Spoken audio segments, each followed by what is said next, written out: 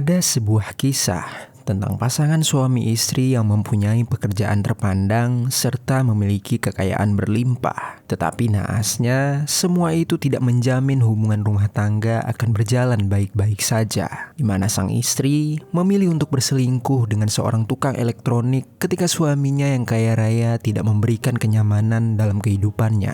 Dan saat kenyamanan tersebut diganggu, sang istri dengan gelap mata nekat mengeksekusi suaminya dengan cara yang sangat mengerikan. Kasus ini telah melewati persidangan yang panjang serta melibatkan 30 jaksa penuntut. Bagaimana cerita selengkapnya tentang keluarga ini? Jadi beginilah kisah di baliknya. Perjalanan kisah Nancy Kycel dan Robert Kycel dimulai pada tahun 1980. Mereka semulanya berpacaran, kemudian memutuskan untuk menikah pada tahun 1989. Nancy bekerja di 3 pekerjaan berbeda untuk mendukung Robert yang sedang mengejar gelar master jurusan keuangan. Namun, tidak diketahui pasti apa pekerjaan yang dilakukan Nancy ketika itu. Robert lulus dari pendidikannya pada tahun 1991 dan ia mulai bekerja di sebuah perusahaan penasihat keuangan yang terkenal di New York yang bernama Lazard. Setelah 5 tahun bekerja di sana, Robert kemudian bergabung ke sebuah perusahaan keuangan lainnya yang bernama Goldman Sachs dan ia ditempatkan di kantor yang terletak di Hong Kong pada tahun 1997. Lalu beranjak ke tahun 2000, Robert menjadi direktur pelaksana di sebuah perusahaan yang bernama Merrill Lynch dengan mendapatkan gaji sebesar $3 juta atau sekitar 49 miliar rupiah dalam setahun. Meski mempunyai kekayaan berlimpah, kehidupan Robert tetap dihiasi dengan berbagai permasalahan. Selama dirinya berada di Hong Kong, menurut istrinya Robert telah memakai narkotika secara berlebihan. Bahkan, ia sering mencampurkan benda terlarang tersebut ke dalam minuman kerasnya. Sehingga hal ini kerap kali menjadi penyebab Robert melakukan kekerasan fisik serta verbal kepada Nancy. Padahal menurut teman-temannya, Nancy ini dapat dikatakan sebagai ibu yang bertanggung jawab kepada keluarganya. Namun di balik itu semua, setiap Nancy berada di rumah, ia merasa dirinya telah dikontrol oleh Robert, yaitu suaminya. Hal ini dibuktikan pada suatu waktu Nancy yang sedang hamil menolak meminum obat untuk mempercepat melahirkan dengan alasan ia tidak ingin nantinya mengganggu perjalanan bisnis Robert. Tetapi tetap saja Nancy menjadi sasaran penyerangan dari Robert. Nancy yang menjalani kehidupan rumit tersebut pernah berpikir kalau hal ini merupakan hal biasa bagi para istri yang mempunyai suami terpandang. Namun untungnya, pada tahun 2003, Nancy mendapat kesempatan untuk menjauh dari Robert sebagai suami. Ketika itu, penyakit SARS atau penyakit pernapasan menular sedang sangat marak di Hong Kong, sehingga banyak warga Amerika yang memutuskan untuk kembali ke negaranya untuk sementara waktu. Robert harus menetap di Hong Kong karena pekerjaannya, sementara Nancy membawa anak-anaknya ke Amerika dan tinggal di rumah keluarganya yang terletak di daerah Vermont. Selama tinggal di sana, Nancy memutuskan untuk memasang bioskop kecil di rumah tersebut dengan tujuan anak-anaknya dapat menghabiskan waktu di rumah saja. Dan saat itulah suasana yang lebih rumit datang ke dalam kehidupan Nancy. Seorang tukang pemasang bioskop yang bernama Michael Del Prior dengan cepat menjalin pertemanan dengan Nancy ketika ia bekerja di rumah wanita tersebut. Saat Nancy merasa kesepian, Michael dapat menjadi seorang pendengar yang baik ketika Nancy mengeluh terhadap masalah-masalah di kehidupannya. Bagi Nancy, Michael adalah orang yang menyenangkan dan pengertian. Hal ini sangat berbanding terbalik dengan suaminya yang sedang berada di Hong Kong. Tak butuh waktu lama, pertemanan ini akhirnya berubah menjadi sebuah hubungan romantis. Bahkan diketahui keduanya telah berhubungan badan sebanyak 3 kali di rumah Nancy tersebut.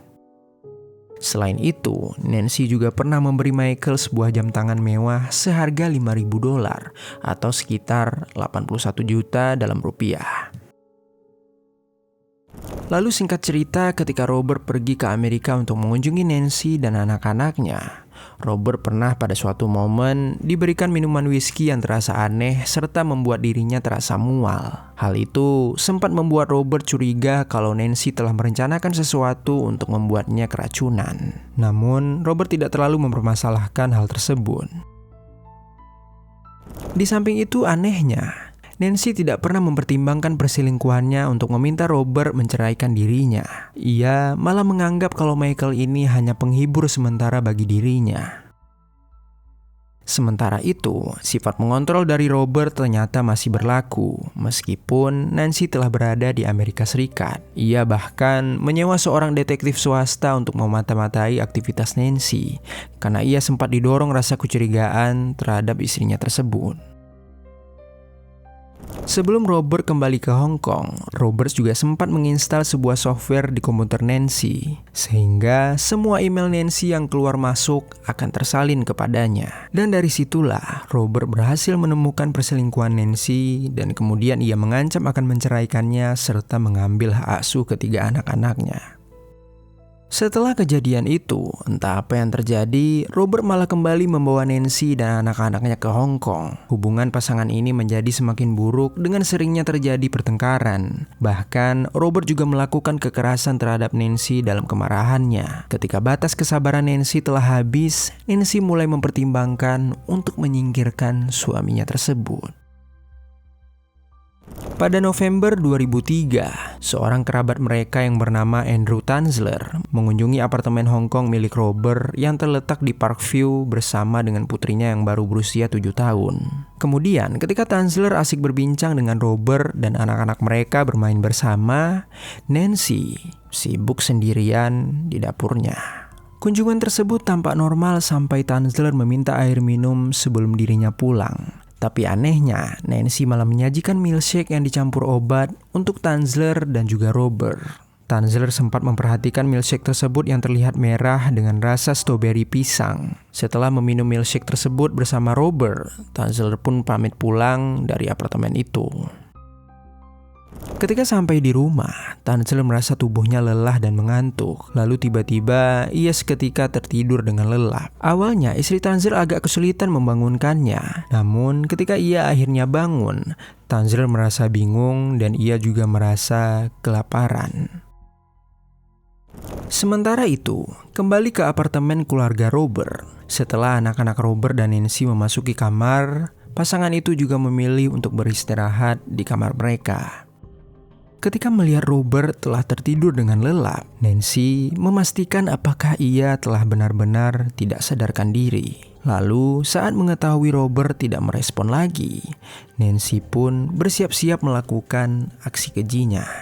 Nancy menyerang kepala Robert sebanyak 5 kali menggunakan hiasan patung seberat 3 kg. Nancy saat itu menyalurkan kemarahan dan kebenciannya pada setiap pukulan yang dilakukannya. Dan akhirnya Robert yang masih tak sadarkan diri mengembuskan nafas terakhirnya.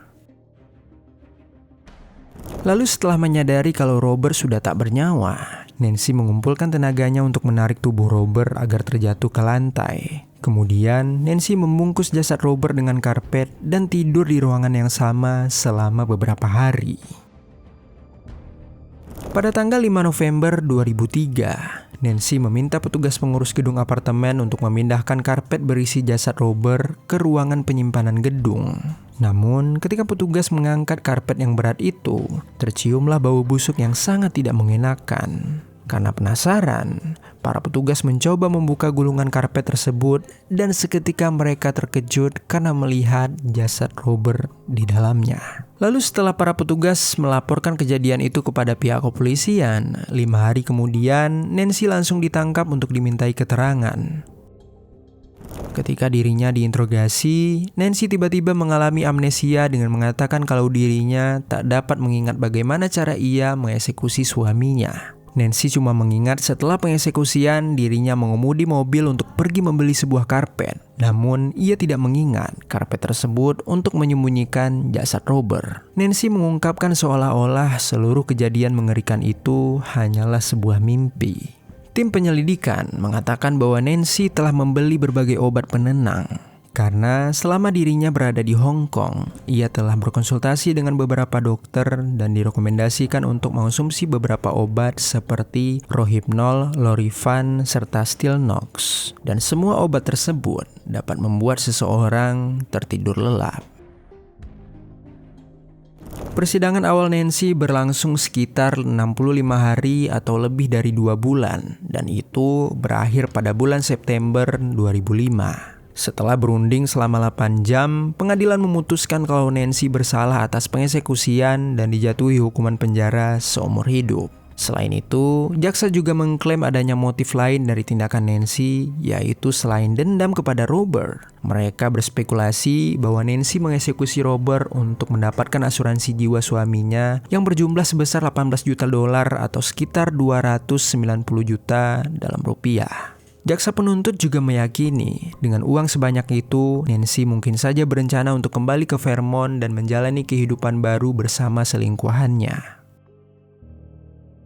Hal itu ternyata diperkuat dari pengakuan para saksi yang merupakan teman dari Robert. Mereka mengatakan kalau Robert sering bercerita tentang istrinya yang merupakan wanita yang boros dan juga seorang ibu yang buruk bagi anak-anaknya. Robert juga pernah menyampaikan kekhawatirannya kepada teman-temannya tentang kemarahan Nancy yang sering meledak-ledak. Dan selama berada di Vermont, Nancy juga kurang memberikan perhatian kepada anak-anaknya karena ia selalu memprioritaskan perselingkuhannya dengan Michael. Atas tuduhan tersebut, tim pengacara Nancy mengajukan banding ke pengadilan. Nancy menceritakan penderitaannya yang besar dalam pernikahannya dengan Robert. Tetapi, banding yang diajukan untuk didengar pada 14 April 2008 ternyata ditolak oleh pengadilan. Saat itu Nancy menahan air mata sambil berjalan tertati-tati. Nancy juga meninggalkan pengadilan dengan ekspresi yang kecewa. Tim pengacara Nancy mengungkapkan kekecewaannya karena merasa pengadilan tidak memberikan kesempatan yang adil. Bahkan, ibu Nancy sendiri tetap percaya kalau putrinya tidak bersalah sepenuhnya. Lalu Nancy dan timnya kemudian mengajukan banding lagi. Kali ini mereka mengajukan ke pengadilan banding akhir yang ada di Hong Kong. Mereka berharap pengadilan banding akhir ini akan mempertimbangkan banding mereka lebih seksama daripada pengadilan negeri yang menurut mereka bias dalam membuat keputusan. Pada pengadilan banding akhir yang dipimpin oleh kepala hakim yang bernama Andrew Lee, ia memutuskan untuk fokus pada argumen tim pengacara terdakwa. Pengadilan menemukan masalah dengan penggunaan bukti, kabar angin, dan potensi bias dari jaksa penuntut. Oleh karena itu, kelima hakim memerintahkan persidangan ulang dan membatalkan putusan awal terhadap Nancy. Lalu pada Maret 2010, setelah penyelidikan ulang, Nancy didakwa ulang atas satu tuduhan pengeksekusian untuk kejahatan yang sama, di mana pihak berwenang melihat bahwa pengeksekusian tersebut bukanlah tindakan impulsif atau tak sengaja, tetapi itu adalah tindakan yang direncanakan. Namun, tim pengacara Nancy menekankan kembali bahwa Nancy telah mengalami kekerasan verbal dan fisik selama menikah dengan Robert. Dan di samping itu, Gerard McCoy yang merupakan pengacara Nancy juga menjelaskan bahwa terlepas dari kehidupan keluarga Robert yang dilihat orang lain baik-baik saja, keluarga ini telah lama menjadi retak. Persidangan ulang Nancy dimulai pada bulan Januari 2011, di mana saat itu Nancy mengaku bersalah atas dakwaan pembunuhan tidak berencana. Nancy mengklaim bahwa dia tidak waras dan terprovokasi pada saat kejadian, serta Nancy juga mengakui adanya perselingkuhan dengan Michael. Kasus yang melibatkan lebih dari 50 jaksa penuntut ini berlangsung selama 10 minggu, di mana perdebatan yang intens terjadi di antara penuntut dan pengacara. Dan akhirnya, pada Maret tahun 2011, Nancy dinyatakan bersalah dan dijatuhi hukuman penjara seumur hidup. Hukuman ini sama seperti hukuman yang didapatkannya pada tahun 2005. Pada akhir bulan April 2011, pengadilan banding akhir Hong Kong mengakhiri banding lebih lanjut dari pengacara Nancy. Mereka menolak klaim pengacara yang mengatakan persidangan ulang tidak adil dan mengabaikan pernyataan kalau Nancy telah mengalami kondisi penyakit mental. Hukuman, motif, dan tindakan Nancy telah ditetapkan dengan tegas, sehingga menutup kasus ini dan ia tidak bisa lagi melakukan banding. Nancy dan ibunya merasa sangat terkejut dengan putusan tersebut. Bahkan beredar rumor kalau selama persidangan Nancy menangis dan berteriak ketika melihat foto mendiang suaminya ditampilkan. Hakim yang menyadari kesedihannya itu memutuskan untuk tidak membuat pernyataan penutup. Saat ini, Nancy Keesel masih menjalani hukumannya di penjara khusus wanita yaitu Tai Lam Center Hong Kong. Sementara itu, ketiga buah hatinya telah dirawat oleh keluarga mereka yang tinggal di Amerika Serikat. Begitulah kisah dari pasangan Robert Keesel dan Nancy Keesel. Semoga kisah ini menjadi pelajaran bagi kita semua.